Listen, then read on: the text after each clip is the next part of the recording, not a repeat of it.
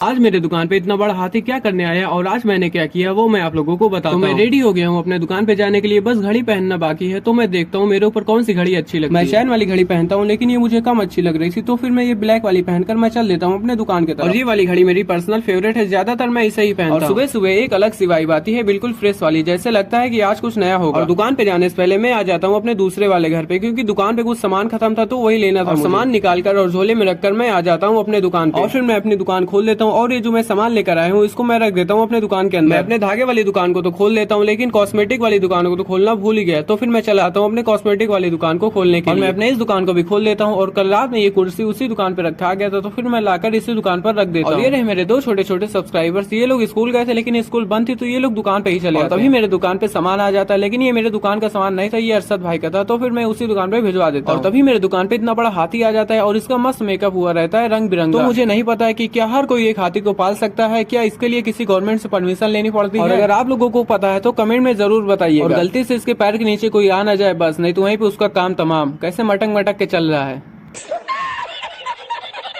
और फिर मैं चलाता हूँ घर पे खाना खाने के लिए, और ये बिल्ली भी मेरे साथ साथ ऊपर चल रही थी छत पे खाना खाने के लिए। और फिर मैं अपने छत पे चलाता हूँ और आप लोग चेक कर सकते हैं मेरे घर के बाहर का भी। और फिर मैं अच्छे से खाना खाता हूँ और खाना खाने के बाद मैं निकल जाता हूँ सीधे अरशद भाई के दुकान, क्योंकि आज सुबह जो ठेले वाला सामान लेकर आया था उसमें से एक बोरी मेरे दुकान का भी था, तो फिर मैं वही आया हूँ लेने। तो मैं आ जाता हूँ भाई के दुकान पे सामान लेने, और ये इतना बड़ा सामान था, इसको बाइक से कैसे भेजूंगा। और फिर मैं जैसे तैसे करके इसको दुकान पे भिजवा देता हूँ। मैं भी अपने दुकान पे चलाता हूँ। तो गाइस आज के इस मिनी ब्लॉग में बस इतना ही। Thank you so much for watching.